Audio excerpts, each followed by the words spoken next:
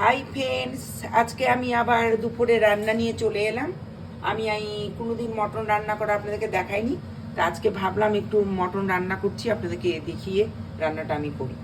আমি তার জন্য নিয়েছি মটন 1 কেজির মতন, নিয়েছি আমি গোটা রসুন, নিয়েছি পেঁয়াজ কুচি করে কেটে, নিয়েছি আলু কেটে, নিয়েছি শুকনো লঙ্কা, নিয়েছি তেজপাতা, নিয়েছি টমেটো, নিয়েছি এখানটায় লবণ, হলুদ, জিরা, গরম মশলা, আর এখানে আছে জিরা বাটা, জিরা আদা লঙ্কা বাটা, এখানে আছে রসুন বাটা।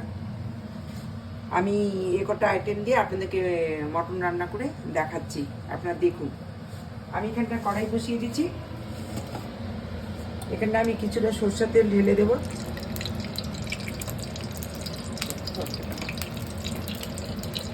আঁচটা আমি পুরো আজে দিয়েছি, কারণ তেলটা গরম হতে একটু সময় লাগবে। আলুগুলোকে ভেজে উঠিয়ে নেব, আলুগুলোকে আমি লালভাবে ভেজে নেব। তার সঙ্গে ওই যে রসুন গোটা দেবো, মাংসের মধ্যে এই রসুনটা থেকে ভেজে উঠিয়ে নেব।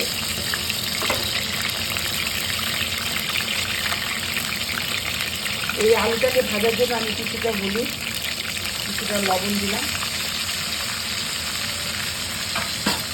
আমি এখন এই আলু রসুন লাল করে ভেজে ওটাকে উঠিয়ে নেব।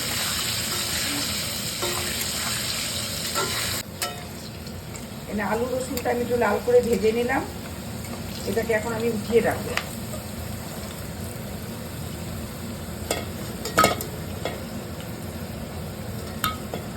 আলু রসুনটা আমি ভেজে উঠিয়ে রাখলাম।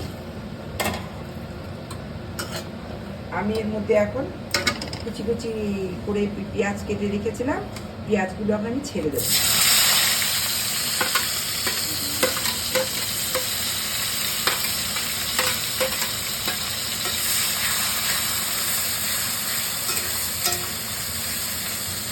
এর মধ্যে আমি 2-4টা তেজপাতা, শুকনো লঙ্কা দিয়ে দিলাম।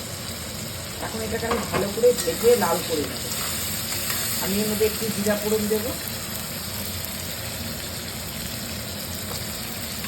আমি কয়েকটা জিরা ফোড়ন দিলাম।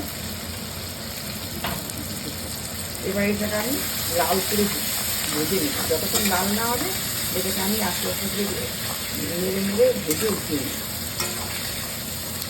পেঁয়াজটা লাল করে ভাজা হয়ে গেছে, আমি এর মধ্যে এখন 1 কেজি করে মাংস ছেড়ে দেবো। এটা পাঁঠার মাংস, আমি একটু ছোটো করে কেটে নিয়েছি যাতে সিদ্ধ হয়।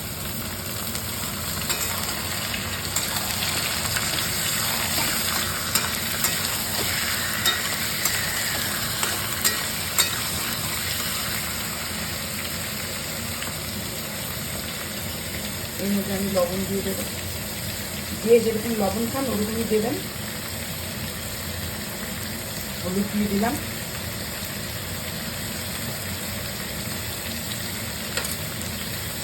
এবার এগুলোকে আমি একটু ভেজে নেব। এটা তেলের মধ্যে আমি একটু হলুদ লবণ দিয়ে মাংসটাকে ভেজে নিলাম।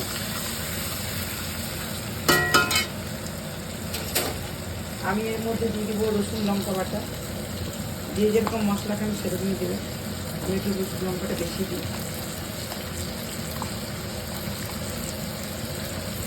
এখানে দিলাম জিরা আদা বাটা,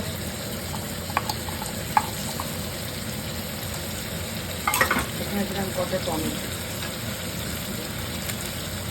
এবার আমি মশলাটাকে আবার ভেজে নিই।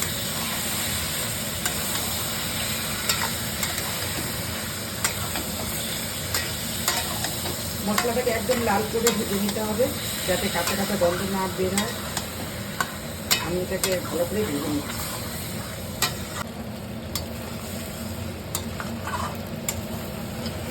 মাংসটা আমি কষিয়ে নিলাম ভালো করে, মশলা শুদ্ধ। মশলাটা লাল করে ভাজা হয়ে গেছে, এটা মোটামুটি আমার কষানো হয়ে গেছে। আমি পাশে একটু প্রেসারে গরম জল বসিয়ে দিয়েছি, একটু এটা গরম জলে ঢেলে দেবো, একটু প্রেসারে ওই 2-3 সিটি মেরে নেব, যাতে ভালোভাবে সিদ্ধটা হয়ে যায়। ওই কষাতে কষাতে যতটা সিদ্ধ হয় বাদ বাকি আমি গরম জলে দিয়ে দেবো। তেলগুলো ছেড়ে দিয়েছে, মশলা পুরো করে ভাজা হয়ে গেছে। আমি এখন এর মধ্যে প্রেসারের মধ্যে ছেড়ে দেবো। প্রেসারের মধ্যে পরিমাণ মতন জল দিয়েছি যাতে মাংসটা সিদ্ধ হয়ে একটু ঝোল ঝোল থাকে।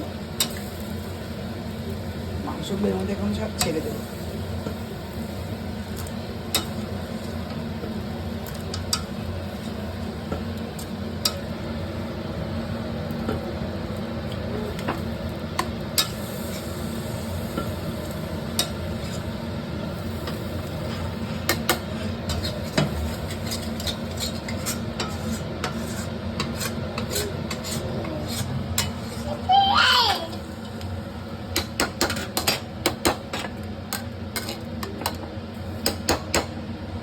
আমি এর মধ্যে একটু গরম মশলা দিয়ে দেবো।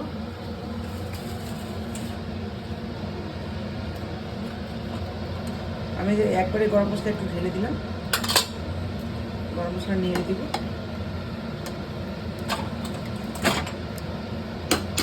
যদি আপনারা একদম কেউ শুকনা খেতে চান তাহলে এটা সিদ্ধ করে একটু কষিয়ে নিলে শুকনো হয়ে যাবে। আমি এর মধ্যে আলু আর রসুনটা ভেজে রেখে রাখছিলাম, এগুলো এখন আমি ছেড়ে দেবো।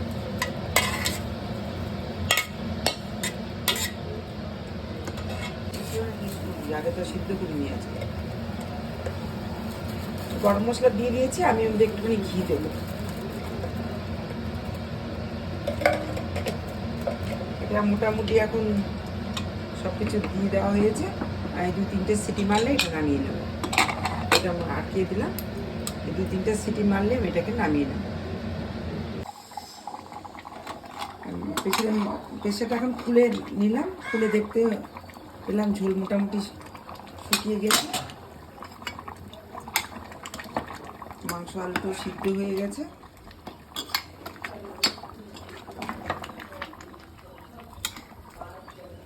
এটা মোটামুটি হয়ে গেছে, এখন আমি নামিয়ে নেব।